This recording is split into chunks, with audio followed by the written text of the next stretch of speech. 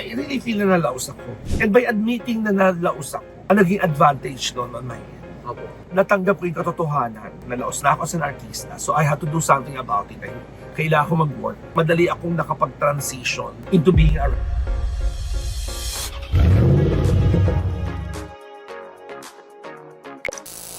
Yeah, hello! So, andito na tayo. I'm so excited. By the way, my name is Artie Espiritu and I'm your host for the Viajalo podcast. And I believe that kung sumusunod ka or napapanood mo yung mga contents ko, isa dun sa mga video contents ko, I was just talking about how John Lapus, was super funny in one of the Shake, Rattle, and Roll series, Meron dong isang Shake, Rattle, and Roll na 3 beses siyang pinatay. And that particular content na umabot kay John Lapus. And right now, today, finally, it has arrived, Pumayag si John Lapus, nag-comment siya, at nirepost niya yung story natin na tayo ay kanyang pauunlakan sa isang interview here in our Viajalo podcast, na lagi ko sinasabi sa inyo, there would be a celebrity. Pero first time talaga na meron totoong celebrity, Well, celebrity naman yung iba in their own rights, Pero ito talaga sikat, kilalang kilala ng mga tao, and sobrang kinakabahan ako, hindi ko alam kung magiging anong kahihinat na nitong interview na to. But sabi ko nga, always show up kahit ano pa yung nararamdaman mo. And more than the kaba, it's the excitement. Sobrang excited ko kasi finally napagbigyan tayo. Sobrang iniidolo ko lang to nung bata ako hanggang ngayon. I guess really, dreams do come true. And I'm just grateful for people like John Lapus who na kahit na anong status na sila, talaga namang tumutulong sila sa mga nagsisimula pa lang ng mga content creators like me. So, wish me luck. I hope that this Viajalo podcast would be something entertaining, funny, and something na may matututunan tayo. So malapit na tayo kila John Lapus. And ayan, natutuyo na yung lalamunan ko. So hindi ko na alam paano pang mangyayari, Bibili pa pala muna kami ng tubig kasi syempre nakakaya naman sa guest kung wala naman laman lang kaming tubig. So Borge, daan tayo ng tindahan. A few moments later. So sobrang lapit na namin. Nakabili ako ng tubig. Lord, kayo nang bahala. First time ko mag-interview ng toong celebrity, Kasi talagang bata pa ako, pangarap ko na maging barkada yung mga artista. Tapos today, talaga naman, ang dami na ng mga notable series, movies na ginawa ito si John Lapus. Ang dami ng mga naging awards and accolades, So today, pag-uusapan natin lahat yan.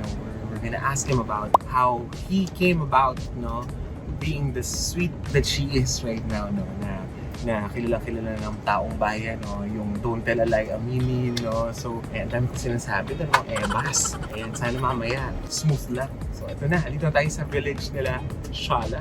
Parang nakapunta na ako before dito. Siyempre, natin sabihin ko nasan tayo kung anong address ni John Lapus. At least ngayon, alam ko, may mauutangan na tayo. Charot na.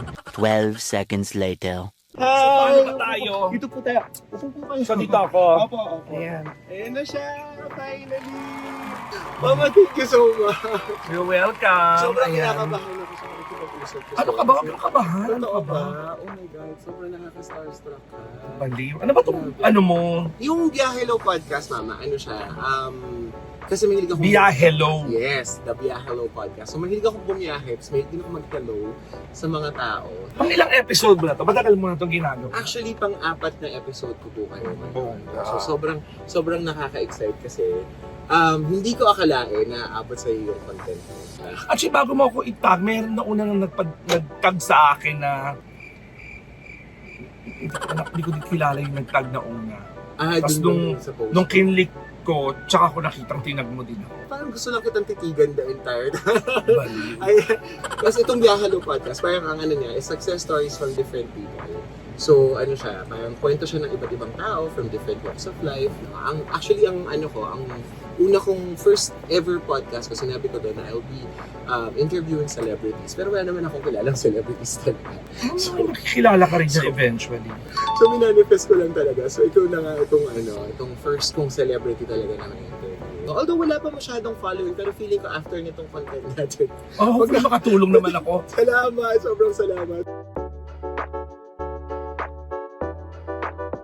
Although wala kasi akong podcast meron lang akong vlog. Yung vlog ko, ang tagal-tagal na. Oo nga! Parang Hindi na pala 50,000 plus pa lang. Well, ano naman na, monetize na. Parang nakakatanggap na rin yata ng mga $100 to $200. Wow. Hindi ako, consistent mag-vlog. On the very reason na wala naman kasi akong ginagawa. Ang ibig sabihin, parang yung iba kasi nakita ko talagang, alam mo yung, sabi nakita ko yung Bex Battalion. Oh, yes. Talagang nag-e-effort sila, pumunta sila sa mag-out of town talaga sila.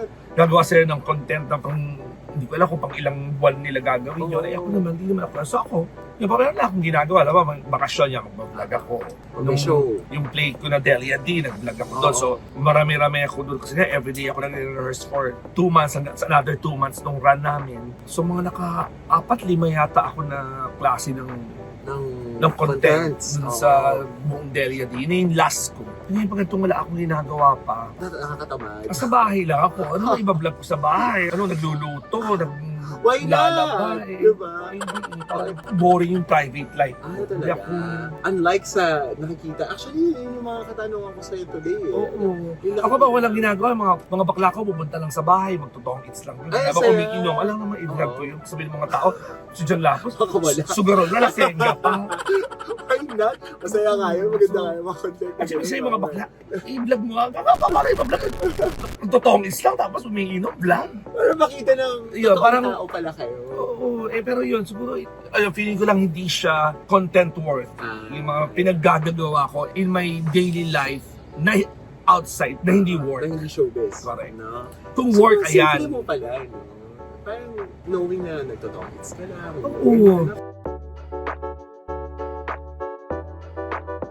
Siguro, yun yung advantage ng, maski nung peak ko, nung super sikat ako at ngayon na hindi na ako masyadong sikat nung nalaos lang ako event. Talaga ba? Consciously, Hiwalay. oo, yung private life ko is my private life. Hindi ko Totoo. masyadong sinishare sa mga tao. Kahit nung nauso Maski yung- yung social media, no? Hindi ka magana. Kasi nung nag-peak na yung social media, kasabay naman nun na pa-start na ako malaos. So parang wala ding sense na ano. So lalo, Talaga ba? Do you feel lakos? Kasi ako, alam mo yun, parang hindi ka na lang nakikita. ako yung mga kaibigan ko yung sinasabi ko daw sabihin laos. Pero sinasabi ko, wala namang masama kasi number one, totoo naman. Ako naniniwala ako na ang artistang nalaos is nawalan ka ng project na hindi mo gusto. Nawalan ka na ng project kasi laos ka na. Kasi May hindi ibang na bago in-demand. na, mas di ka na in demand. Oo. Hindi naman ako nag-retire o nag-hiatus tulad ng ginawa ni Don Solueta nung araw na magpapakamisis muna ako or di na Medved dito muna ako sa Century Tuna Yes, na out of gano'n the limelight. or ngayon sino ba yung recent nila na kinasal na hindi na mag-aarte si Erich Gonzalez. Tama. Ako hindi, talagang nawalan talaga ako ng trabaho kahit gusto ko pang magtrabaho. So I really feel na nalaos ako.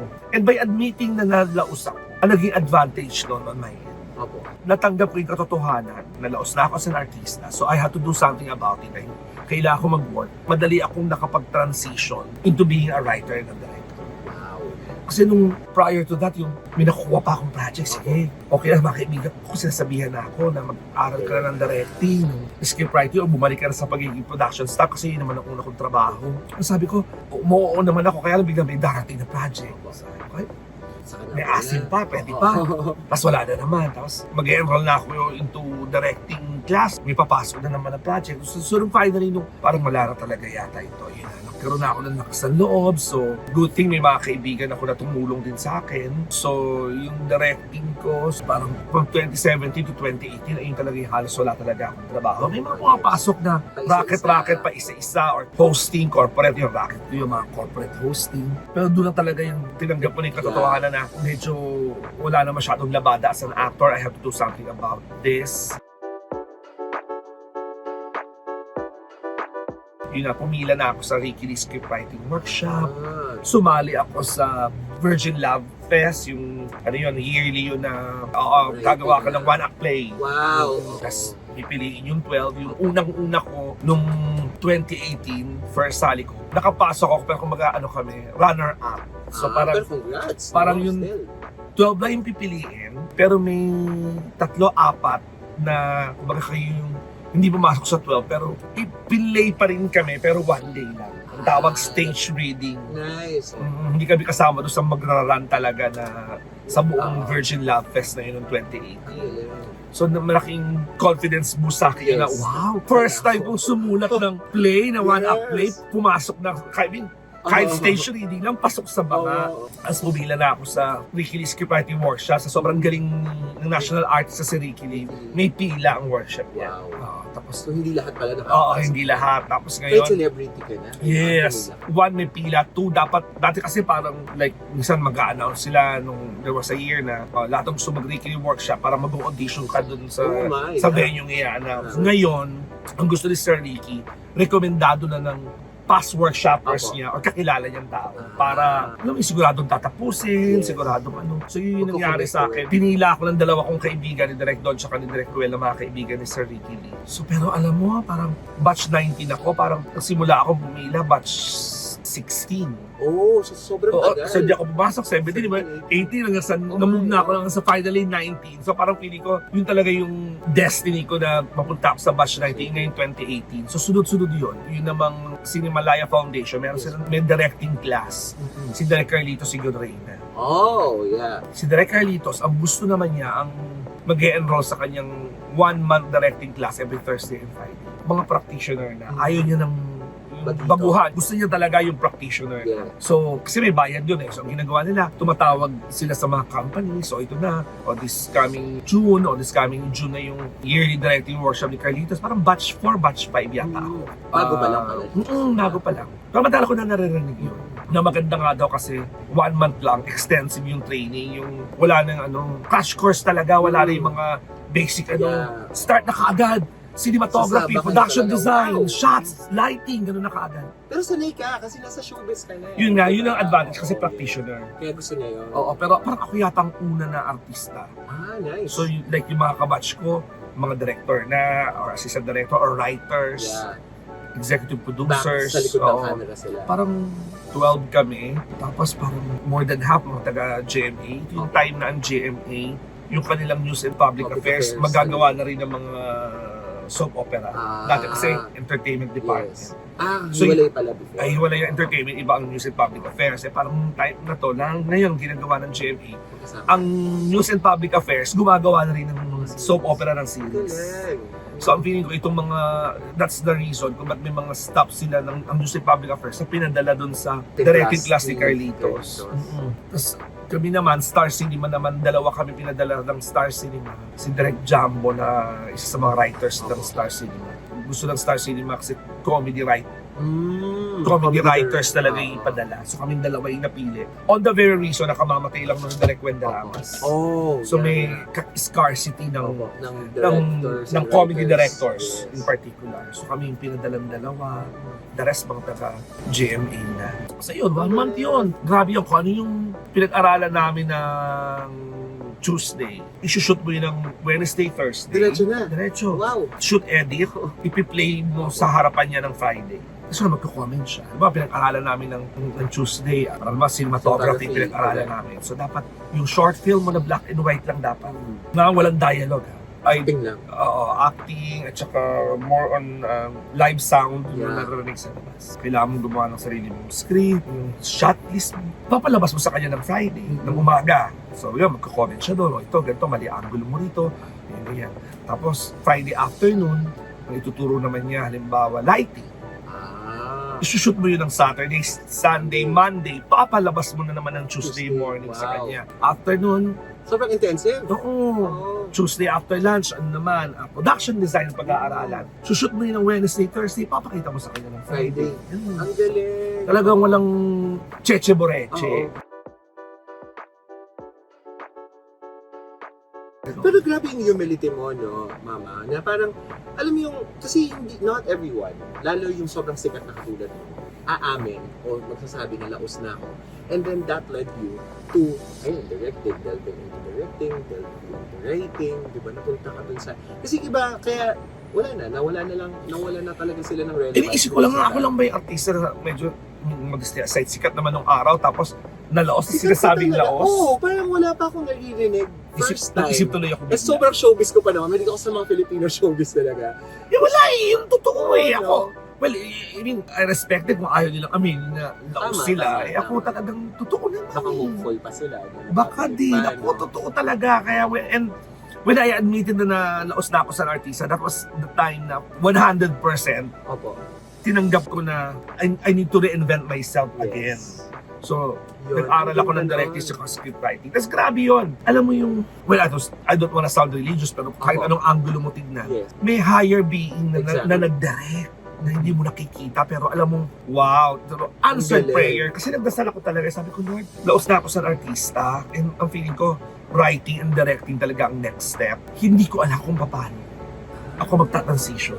Hindi ko alam. Gusto mo lang, pero hindi mo alam. Oo, sunod-sunod na yon. Sumali ako sa Cinema One Originals 2018. Para nakita ko lang sa Facebook na extend yung deadline. Parang siguro, konti ang sumali doon sa first deadline nila.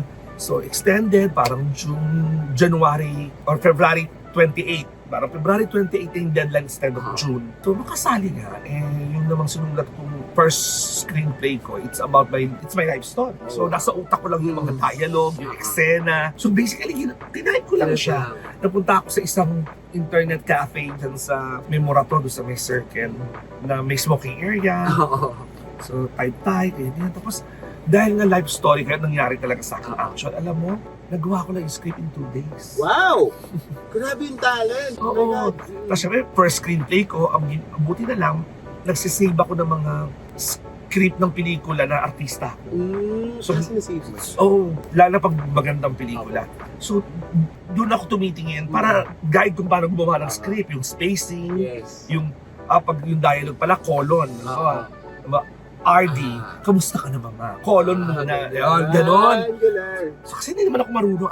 Ganon, pinapag-aralan ko lang. Tapos, double space pala dapat. Ito pala dapat, italize. Sa script, halimbawa, yung RD, colon, kamusta ka na mama? Open, close parenthesis. Biglang hahalik ka ni RD ang kanyang mga sweet. Dapat yun italize. Yung command. Okay. Yun yung Yun. prompt. Parang gano'n. Yun yung prompt or command sa script, dapat italized. Galing. So, self-taught. So, self-taught ako sa script writing kasi di ba ako nagre-rekili at that time. So, umabot ako sa deadline. Ito ka na. So, first screenplay ko ha. Pumasok ako sa, I think, top 20. Wow. Kasi kaming nag-pitch. Opo. So, nag-pitch ako. Ito yung pelikula ko. That time nga, nakalagay lang, writer Jan Lapos. Pero hindi ako director. Yung friend ko si Direk Jojo Sagi na isa sa mga director sa ABS. Siya yung nilagay kong director. Kasi at that time, hindi pa ako nag-aaral ng directing. So, February, March na to. Parang February 28 yung deadline. Kung di ako nagkakamali, March 3 itong pitching namin. Nasa first week of March.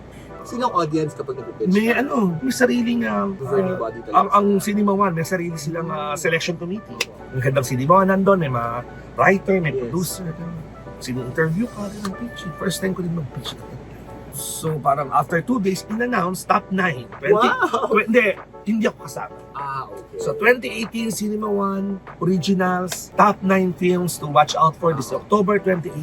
Hindi kasama Okay. yung script. At least, parang pinost ko pa nga sa Facebook ko yun, at least hindi na masama, umabot ako sa pitching. Yan. Yung top 20, tinanong ko lang, ilan ba kami may staff na kakilala ko? Sabi niya, 20 lang daw yung nag-pitch. Kaya lang, sabi ko, top 20, hindi na masama. So after nun, medyo excited ako na, wow, first movie ko, first screenplay ko, pumasok ako sa top 20. Correct. Gumawa naman ako ng play. Ito na nga yung kinikwento ko kanina. Pumasok naman ngayon, April yun in-announce, pumasok naman ako sa Virgin Love Fest. Kaya lang, a stage reading, but again, not bad. Still, Kumbaga sa Miss first time. Universe runner-up ka. Correct. Hindi na masama. Ang ganda ng attitude mo talaga, Oo. mama, no? Parang, kasi for others, na sikat dyan Lapos yan, di ba? Mga levels ninyo. Kumbaga, nung 2000s till 2010, ikaw yung vice ganda. Ganun yung level mo. Lahat meron kayo. Sikat na lang na bakla at that time. Sige, wag na. Ibang level naman na si Vice ganda. Talaga ba? Talagang ano yun. Oo. Wala, Talagang yung na-achieve ni Vice medyo kakaiba. But modesty aside, yes. Oo. Tapos biglang ngayon, ngayon, no? Parang nag-audition ulit, no? For another Correct. role, di ba? So ito na. Pero hindi ako pumasok. Sina tumawag yung Star Cinema, willing ka ba bang kasi ikaw ang papadala ng parang 50,000 plus din yung bayad sa directing class. Dalawa kayo nung writer, si Direct Jumbo. Okay, nadala kami. 1 month na yun, nakwento ko na kanina. Graduate naman kami, may graduation ceremony. Yes. Tapos yung pelikula namin pinalabas sa Cinemalaya 2018 that year. So parang... Anong title nito hahanapin natin? Walang title, basta ang pinaka-title parang Cinemalaya Foundation Directing Class Finals. Okay. So kumbaga, di ba, every week, so twice a week, Tuesday, Friday, meron kaming pelikulang short film na parang minimum of 5 minutes to 10. Pero yung finals namin, 15 to 20 minutes. Okay. So yung lahat ng natutunan mo, dapat ilagay mo doon sa finals. Yes. So yun, tapos na-upload naman niya. Okay. Tapos yun. Lahat ng short film namin, nasa schedule siya ng Cinemalaya 2018 that year. Pero isang beses lang, parang nakalagay yun, Cinemalaya Foundation Student Final Short Film. Parang sunod yung, di ba, nung sa CCP nun, iba-iba yung venue. Doon lang kami sa maliit na venue. Umaga yun, kaya di na rin ako nakahapon. How does it feel So- na nakita mo yung pangalan mo directed by John? Masaya, exciting.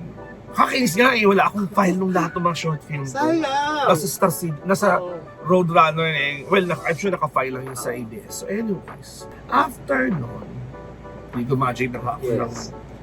ayun, kung di ako nagkakamali, June 30 ako graduate ng, Of 2018. of 2018 ng directing. Tapos, at the same time, tumawag na ngayon ang weekly script writing workshop.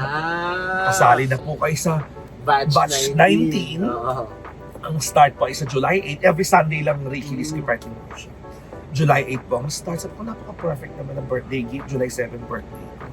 Nice. So, ang bongga-bongga naman. Ito na. June 30 ako graduate ng directing. July 8, alam ko na mag-i-start ako ng weekly workshop. Kung di ako nagkakamali, July 5. July 5. Tumawag ang Sino One Originals. Hindi na ako pumasok, in-announce na ng first week ng March, yung top 9. Yes. Hindi ako pasok. Tinawagan ako. Nakatanggap ako ng text from Cinema One Originals. May isang nag-back out sa top 10. my God. So may isa ka sa napili na mag-repeat. Kasi yung pelikula mo, pwede, kumaga, kahit October na yung Cinema Originals, yung pelikula ko daw ay pwedeng mag-shoot. Yung aabot. Kasi Yes. iba nag-shoot na ng March. Correct. Okay, repeat. Walang problema. Tapos parang 4-5 kaming director na nakita kong nandun. May nabago ba? Wala, yan pa rin yung sinabit ko nung March. Ang mababago lang ngayon, sabi ko, ako na yung writer, ako din ang magdedirect. Kasi nag-aral na ako ng directing last year. Tama. So, pinalitan ko na, hindi na yung kaibigan ko si Direct Jojo Sagi na magdedirect. Ako na. And usually kasi pag na ganyang festival, yung writer, ikaw din yung direct. Yeah. Mas sa Cinemalaya, sa Cinema One Original, sa Q Cinema, laging gano'n. At talaga, that's good. Yan. July 6 yun, nag-birthday ako July 7. July 7, actually, nakatanggap na ako ng text na pumunta daw ako sa Star Cinema One Originals office ng Monday. Yeah. July 9 yung Monday. Alam ko na, medyo ako pa pupuntahin. Although actually, at the back, mayroon pa rin, baka may another set of Q&A. Tapos nag-weekly na ako ng July 8 Sunday. May mga malapit sa akin na kinukongratulate ako. Akala ko kinukongratulate ako dahil first day, kami yung first day namin sa weekly workshop. Pero ako naman, okay, thank you. Yung mga lumalapit sa akin, okay, yung pala, parang alam nila. kumalat na sa film industry, sa circle, na ako nga yung papalit doon sa nag-back out. Wow, okay. So July 9, yun na. Monday, In-announce na nila, the next day Monday, na pasok. ang nag-back out si yung ganito, si Direk Iris Lee ang pangalan. Nag-back out siya, ang papalit ay ito. Galing! Pang MMK, written and directed by John Lapus. Ang galing. So yun yung first screenplay ko at first movie ko. Pumasok ako sa Cinema One Originals. Nice. Imagine mo yun, yung parang out ka na, nakapasok ka pa. Yun talaga, no? Mm-mm. Parang, So yun ako hanggang ngayon sinasabi, alam ko talaga answered prayers. totoo. Tapos birthday gift pa Tapos sa'yo ni perfect na Lord. birthday gift. Tapos ano ba? That's Lahat na good ng... na ano, no? Fortune favors the bold. I think so. Mm-hmm. No? At saka ano, pag malakas yung faith mo. Yes. Na-manifest mo, Yung, no? oo, alam mong dinasal mo, eh di binigay naman. Yung talaga kasi parang, saan ka nakakita nung hindi na pumasok, nakapasok Ligwak pa. na nga, tapos Ligwak sumot na. pa. Oo, kung sa Miss Universe, na-announce na yung winner. Tapos after, Win the crown. March, April, May, June, after 4 months. Oo nga, Diyos no? me, Oh yun. my God, ang galing. Yun, napakaano talaga sa akin ng 2018. Yung pag tinanong ako, my favorite year and most significant year of my life. Talagang feeling ko 2018 top of mind. Yeah. Nakaramdam ako ng miracle, ng answered prayers, ng Grace. transition, ng Yeah. grace. Lahat na ng pwedeng positive na sabihin o lahat ng adjective na nasa Bible nangyari sa akin noong 2018. Kaya talagang napakaano sa akin, mahalaga sa akin nung 2018. Ang Then, galing. after ng Cinema One Originals, October yun nangyari, yun, naging director na ako. No? Sunod-sunod na yun. Nag-direct na ako ng MMK, unang Once Upon a Time, MMK, kasi paglaban mo. Yun na yun, until sa mawala ng franchise at yung ABS. Yeah. At the same time, kasunod nun, pandemic. Ano na, director/writer na ako. Kasi at that time, nagsusulat din ako for Daddy's Girl, ni Maine, tsaka ni Bossing Vic Soto. Kasi ang writer-director nun ay si kaibigan ko sa Direk Chris Martinez. May nag-resign nga daw siya sa isang writer. Kung kaya ko pa daw tumanggap. Ang maganda kasi pag director ka, parang hindi ka naman sunod-sunod na magde-direct eh. Parang kung itong week na to, director ka, pahinga ka muna the week after. So pwede naman, kaya napasok ko pa rin. Oo, like yung MMK, iba-iba director. No? Yung Once maswerte ako, yung unang Once Upon a Time na dinirect ko, ako lang yata yung director na after natapos, Once Upon a Time, 8-10 episodes. Parang every Sunday yun eh. After nung first ko, bago natapos yung taping namin, kinausap na ako ng EP, ng executive producer na ikaw ulit daw yung susunod. Wow. So magkasunod ako na Once Upon a Time. Ako yung last two directors ng Once Upon a Time na yung fantasy pa yung itsura niya. Yung first episode ko, Mr. Cute Pido. Si Makoy De Leon, parang babaero siya. So parang kakatago niya doon sa mga babae. May nabangga siya na Cupido, na pilayan. So siya yung pumalit. Parang ganun yung storya. Ang galing. Tapos yung isa ko pa, ang pangalawa pala yung Mr. Cupido, ang una ko pala ay si Barbie Imperial at saka si Chai Fonasher. Parang ano sila, nagkapalit sila ng personality. Parang Freaky Friday. Ang eksena nila. Yun na may nangyari na yun. O basta yun ang nangyari. Nagkapalit sila ng personality. Si ano napunta sa mahirap, si Barbie, si Chai yun napunta sa mayaman. Parang gano'n. Yun yung una ko din, pangalawa ko na yun. So siya yung last two na Once Upon a Time na fantasy pa. After na may isa pang Once Up, pero ano na, parang about mga virus na parang gano'n. Hindi na siya, wow, yung mga may anghel, may Cupido, may gano'n. Hindi na siya gano'n. Tapos yun, after nun, nag-MMK din ako. First, kung dinirect sa MMK, si Maymay Entrata. Wow, ikaw pa! Yung storya ng Eita na beauty queen from Zambales. Yun, yung life story nun. Sad lang, alam mo hindi yun. Kasi ngayon may mga episode ng MMK na libre sa YouTube or sa YouTube channel ng ABS sa papanood. Or sa Kapamilya channel. Tsaka may isa pang channel yung ABS na. Nandun yung mga episode past episode ng MMK. Except yung una kong MMK na Maymay, na blackface kami. Oh, but why? Parang yun, yung parang dapat daw, alam mo na, ito na yung mga woke na yung blackface kami, hindi daw dapat daw totoong Aita yung artista. Parang ngayon pala, parang mali.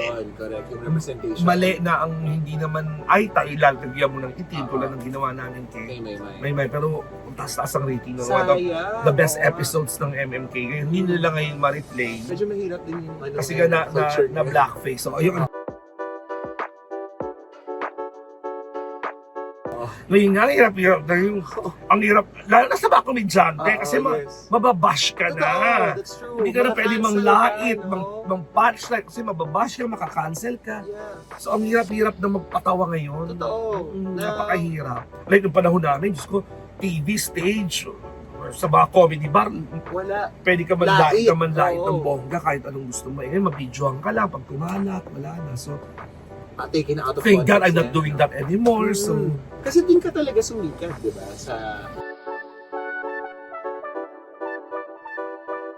Yun nga, parang balik tayo dun sa pinaka-umpisa mo mama. Mga before, why did you join showbiz? Okay, member ako nung college ako. Sa UST? HRM ang course ko sa UST. Pero meron parang yellow booklet na binibigay pag new enrolling ka. Yan ako yung mga pwede kong salihan ng organization. Ang last page, boom! Lagay, Teatro Teatro, Tomasino. yes. Sabi ko, ay, ito na to, this is it. Tapos nakita ko yung announcement sa isang bulletin board, audition. Alam ko na that will be the org na sasalihan ko nung college life ko. So, naging ako active doon buong college ko. Yung after klase, takbo na kaagad sa Teatro Tomasino to rehearse, to do a play and everything. Sobrang active ko. Nung 4th year ako, ako ang secretary ng Teatro Tomasino nung school year 92-93 ako graduate. So from there, doon ko na-meet ang aking mga ate, mga nanay-nanayan ng mga bakla na alumni na, pero nagtatrabaho na sa ABS at that time. Oh, okay. So uso sa amin yung mentorship, yung anak-anakan concept. So bilang ako yung little sister, ako yung pinakabata, love nila ako, favorite nila ako, they recommended me to ABS. Kahit HRM graduate ako, noong time na yun, hindi pa mahigpit. Ngayon, mahigpit na sa mga network, either Mascom, film, graduate ka. Ako nga, highly recommended ako. Kasi yung mga ate ko, si Rosalie Kigar and Louie Andrada in particular, that time, nagtatrabaho na sila sa ABS. Ang show nila, Showbiz Lingo, Yes, hosted by Christy Pervin and Butch Francisco. Showbiz Lingo! Yan. Showbiz Lingo na. Correct. Yun mismo. So parang kailangan daw ng researcher. Sabi ko, paano ba yan? Hindi ko naman pinag-aralan yun. Ano ka ba? Mahilig ka naman manood ng pelikula, di ba? O sabi ko, yung parang ganun lang yun. Mga siidad ko, pinanonood, PBA. Ako pinanonood ko, eye to eye ni Ate Luz. Mahilig na ako sa artista. Showbiz talaga. Correct. True enough yun. So researcher ka pala muna? Yun ang una kong trabaho. Researcher for Showbiz Lingo. Yung parang taga-research ng chismis, taga-research ng mga article, pictures, and video. So, ang first segment ko, hindi ko makakalimutan. O kasi interview ako ng boss ko ni Gayo Endrinaldo, tsaka aking first boss. Eh sabi yung gano'n, highly recommended ka. Yung karamihan mga ate mo, staff ko, Yes. magagaling sila. Yung mga taga-Teatro Tomasino, dapat magaling ka na yan. I'll do my best po. Ganyan. Tapos sa usapan, kinausap ko ng assistant niya, ano ka muna, 1-month training, transpo allowance ka lang muna. Taga saan ka ba? Siyempre, honest naman ako. Sinabi, taga Lagro po ako. Kung sinabi ko, magkano ba yung pamasahe mo? Sinabi ko yung totoo. Kung alam ko lang, dapat sinabi ko pala, taga Bulacan ako. So kinumpit niya, itong sisweldohin mo, parang Pamasahe lang talaga. pamasahe everyday na back and forth for 1 month lang habang nagtitraining ka. Okay po, walang problema. Ang first time na na-sign ako, sabi ng boss namin ni Deo, Monday lagi ang meeting. No? Monday after no interview, after ng interview sabi niya sa akin, umatay ka na ng 5 o'clock meeting. Okay. Ganun kabilis. Nung naka-slacks pa ako, polo, takin. Pagdating ko sa ABS, mga tao naka-t-shirt, naka-shorts. Normal mo pa. Na. Sabi niya gano'n, hindi ko makakalimutan to. Sabi ni Deo, sa Saturday, Korean Awards. Korean Awards yan lagi yung last na awards night sa Pilipinas. Yeah. So, nauna, FAMAS, Film Academy, basta lagi last yung Korean. Sabi ni Deo, Korean Awards natin sa Saturday. Kapag nanalo ulit si Lorna Tolentino, Grand Slam na siya. Grand Slam queen na siya. Correct. Sabi ng manager ni Lorna, si Manay Lolit Solis, pag nag-Grand Slam si Lorna, mag-guest siya sa atin the next day, Sunday. Okay. So, dapat abangan na ito. To be ready, magaling si Deo and Daniel sa ganun, yung May foresight siya. Oo, tsaka thinking ahead. Dapat mag-ready na tayo ng bonggang tribute kay Lorna. Yung talagang isa-isain natin lahat ng filmography niya. Gusto ko makita lahat ng mga pelikula niya nung araw, ganyan. Ang researcher na inassign, kasamahan ko na si George Mansueto. O George, sabi niya noon, ikaw mag-train dyan kay Jan Lapus. Yun yung first segment ko. Ako, titrain niya. So, Monday, kaagad, tinrain niya kaagad ako. Ganito kumuha ng video from VHS or Betamax. Ita-transfer mo into Betacam. Tinuruan niya ako paano gamitin yung machine na yun. Or yung mga old movies, naka-Umatic, yung ganyan kalaki na reel na ano yun. Kung paano ita-transfer into Betacam. Kasi Betacam yun yung ginagamit for editing. Meron pa yung DV8, yung ganyan kalaki na ano. Basta lahat ita-transfer mo sa Betacam kasi yun yung pang-edit. Tinuruan niya ako, tapos wala pang internet nito. Oo, talagang So talaga, mano-mano lahat. mano-mano. At saka i-research mo talaga, ano ba yung mga pelikula ni Lorna. Oo. So, good thing meron kaming nakitang article na parang mga past movies ni Lorna. Tapos, nag-interview pa kami ng mga, interview namin si Tita Lolit. Tita Lolit, ano po may mga gusto namin kasi lahat ng pelikula niya, o ganito, gano'n. So, kailangan mong hanapin lahat ng video ng pelikula na yun. Kasi gagawa ka nga ng tribute. Correct. So, good thing ang ABS-CBN may library. So, almost all the movies nandun. So, dito. All I have to do is idub ko siya sa beta. So Monday, Tuesday, ginawa ko naman yun. Hanap-hanap. Yung ibang mga pelikula, meron pa nung abutan mo ba yung Video City tsaka ACA, ACA Video. Yung rentahan. Pag wala sa ABS, magre-rent. I-renta mo. Wednesday, umabsent yung George, nagkabulutong. Ay, okay. Eh sabi ko, parang alam ko naman na yung gagawin. Hindi, parang kaya ko naman Sige, yan. ako na to. Oo, ako na to. At saka halos na kumpleto naman na namin yung mga pelikula ni Lorna. Nahirapan lang kami yung moral na of all pelikula ni Lorna, yung moral lang hindi namin makita. Eh ano yun? Parang doon ata siya unang na-nominate for Best Actress. So, my God!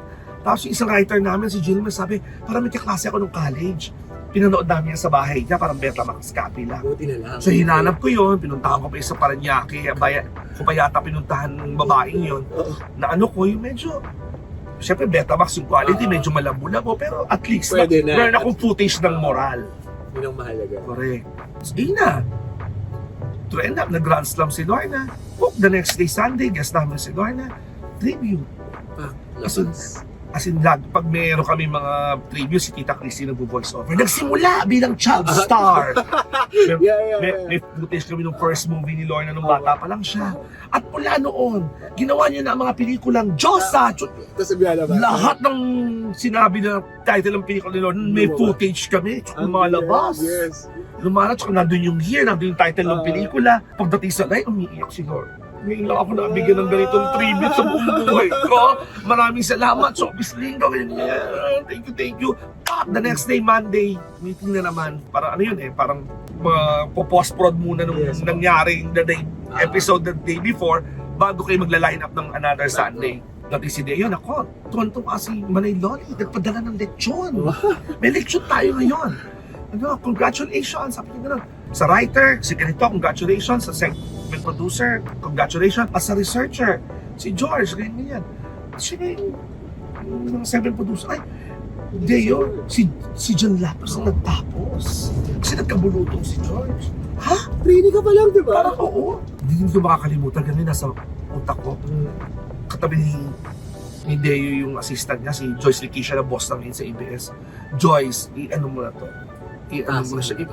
Parang, hindi ko lang maalala kung anong term ginamit, i-full or parang, in other words, kina-15 nun.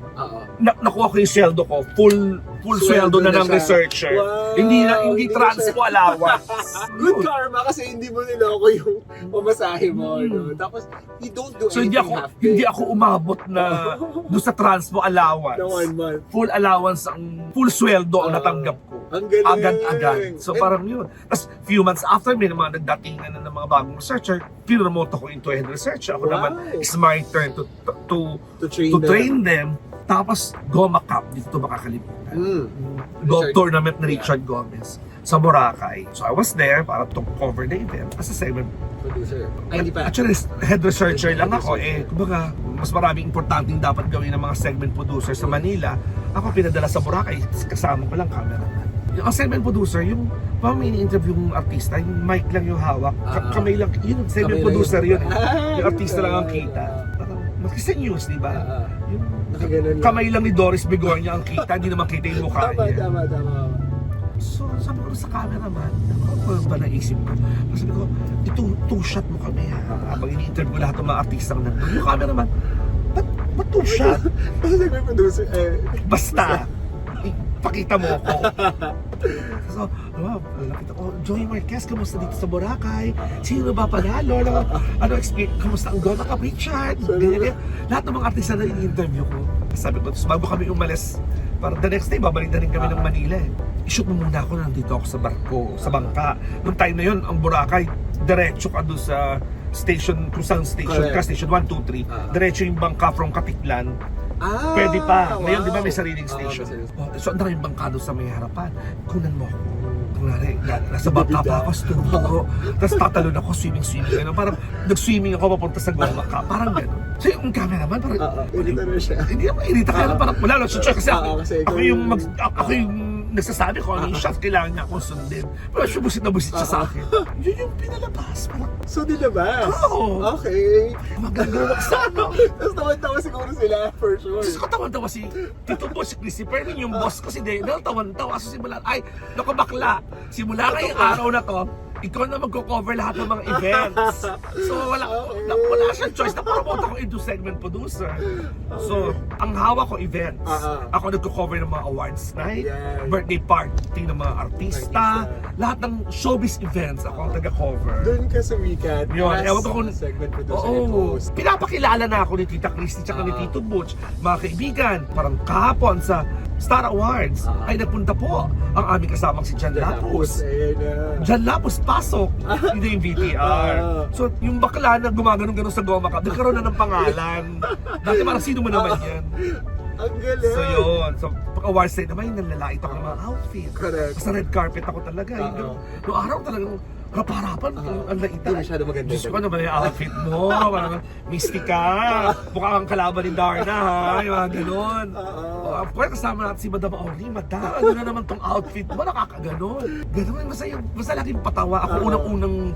Komedyante na host. Kasi eventually, ibang showbiz talk show ginagawa na rin nila yun. Kaya lang, kasi one time parang napanood ko yung sa Star Talk. Kaya lang sa Star Talk parang naka-shades yata sila sa Star Talk. Yung hindi kita yung mukha nila. Ako kita yung mukha ko. Hindi pwedeng hindi. Para-parapan. Kaya eventually nagkaroon ng Chrissy per minute si Tita Christy na daily show Monday to Friday naman yon. Ano yun, after lunch yun, after ng Sanlinggo na po sila. Isa ako sa mga ginamang segment host din doon. Nasa sobrang taabang ko nga at maldita ko, ang ginawa nilang segment sa akin, ay, ang title ay Prangka Ka Dyan. For 5 minutes, manlalait lang ako ng artista na gusto ko or isang event na hindi ko nagustuhan, yung gano'n. Basta, okray pero pa-comedy.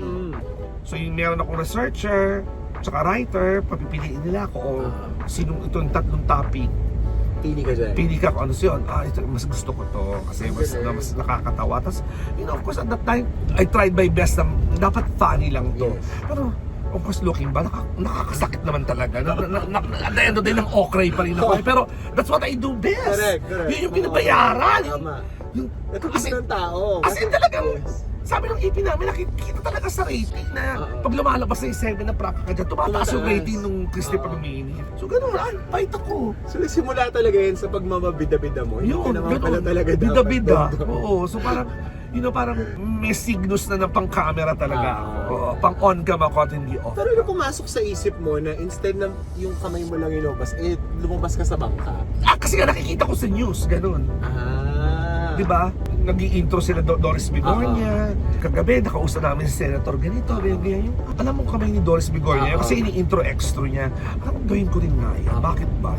Dito ako ngayon sa Goma ka. Kape lang ako. At saka parang nakita ko, news din yata yun, si Love Anuver, pag may ini-interview siya, may dala siyang malaki na mic, yung boom mic, yun ang hawak niya. Tapos kita yung mukha niya, sabi ko, News and Public Affairs could do that.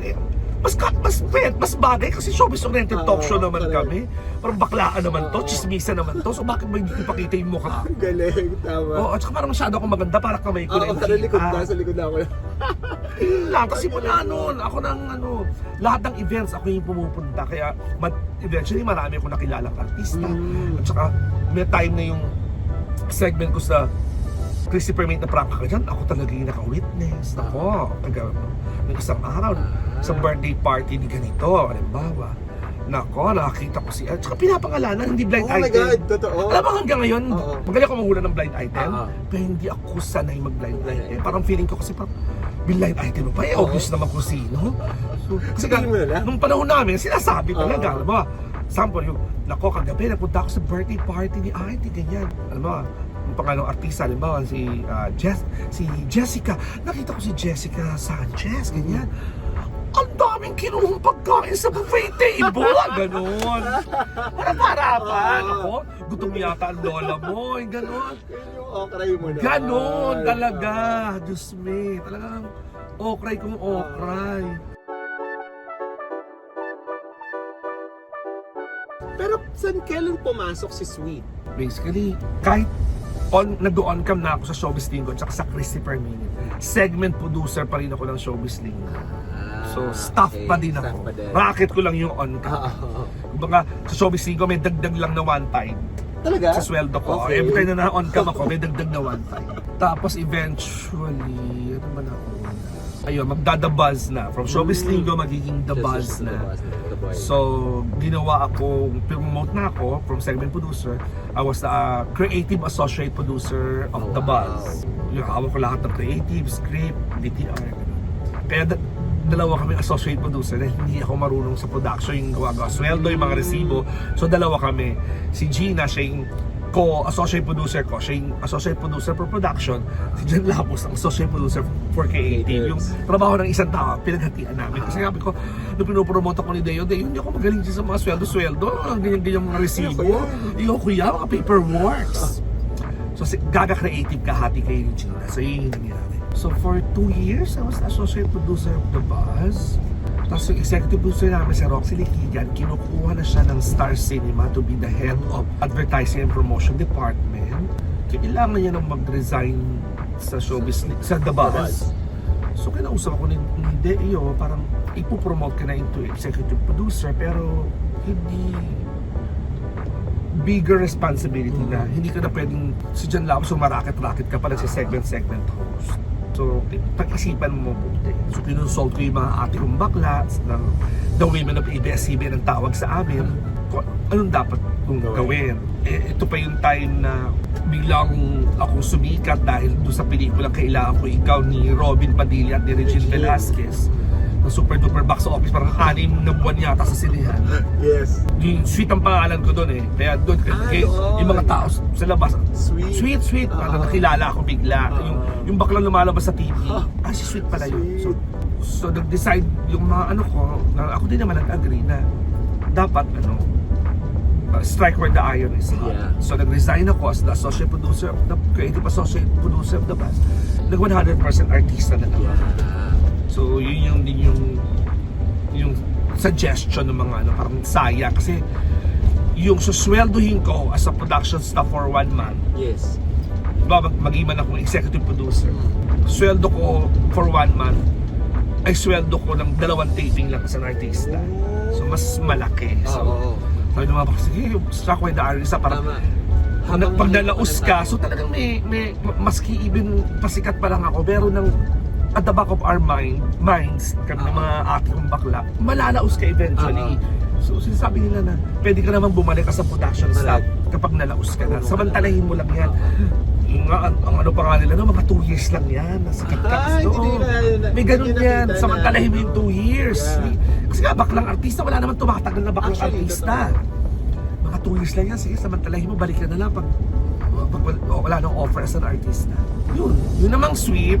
Nanggaling ang pangalan na yun, meron kaming, ito na yun, yung bago ako mag-resign sa 1999, meron kaming bawat department sa ABS, team building. Okay. So yung team building ng production department, yung department na namin, entertainment department ng ABS at that time, so doon ako kasama. Ang first exercise ng aming team building, you have to think of an adjective that describes you. But it should start as the first letter of your name. Okay. So ikaw, RD ka, Adorable. Adorable RD. Ako letter J. Jan ang pangalan ko. Ano naman adjective ang letter J? Una kong sabi, parang jackpot dyan. Parang may nauna na yata kasi mga bakla sa likod kami. Noong time na yon, kaya kami women of ABS, lahat ng mga baklang senyorita ng ABS at that time, may kanya-kanya kaming character sa lahat ng babae ng Star Drama Theater. Okay. So may Oropesa sa amin, may Sasha Padilla, may Lorna, may Rufa, may Sherry, at ako yung Sherry. Ay, kasi Sherry. Kasi nga nung college ako, sumasali ako sa mga gay beauty contest sa Cali, ang ginagamit kong pangalan ay Cheryl Cruz. Okay. So si Cheryl Cruz ang isa sa mga unang in-impersonate ko sa TV. So nung pati sa akin, hi, I am Sweet Sherry. Ang tawa ng lahat kasi at that time, sweet is the least adjective ma-i-describe mo kay Jan Lapus. Kasi maldita ako, malari ako, ang ingay ko. Yung I'm furthest from being sweet. Imposible. Oo nga. So lagi siyang joke, parang mataba, sinabi mong ting-ting ka, parang gano'n. Natawa ng lahat. Simula nun, lahat ng mga taga production department, oh, sweet! Ginagano lang kayo, parang kapal ng mukha mo, sweet. Yun. Tapos, si Mother Melda Rosario, na isa sa mga writer sa ABS-CBN that time, sumusulat din nga siya sa Viva Films. So, sabi niya, bakla. So, yung pelikula na yun, yung kailangan ko ikaw, yun naman din yung answered prayer ko. From transitioning from being a production staff to being an artista. Yeah, that was the first. Yung parang sabi ko, Lord, sana tama yung desisyon ko at na sinuggest din ng mga ate ko na strike where the iron is hot. After nang kailangan ko ikaw, ay grabe na yun. As in, Dire-diretso na yan. well, una, after nang kailangan ko ikaw, ino-offeran ako ng GMA. Wala pa kasi, baka hindi naman ako contact style ng ABS at that time eh. Pinigilan ako ng ABS. No, stay ka. So, agad-agad, insan nakatatlong show ako. So, simula ngayon, co-host ka na ng The Buzz, Okay. co-host ka na ng ASAP, at may bagong sitcom si Jolina Arriba-Arriba. Arriba. So, tatlong show agad-agad Oo. yung time na yun. So, Sweet ka din doon, di ba? Arriba. yun na kasi katatapos lang. Oo. Kasi nagkaroon na ako ng the whole Philippines Knew you as knew me as sweet. Yes, Parang all of a yes. sudden, ay, ang bakla.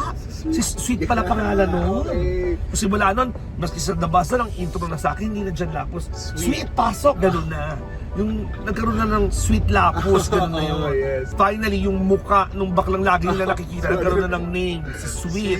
Yeah. Yun na yung tumatak sa mga Correct. tao. Because of that movie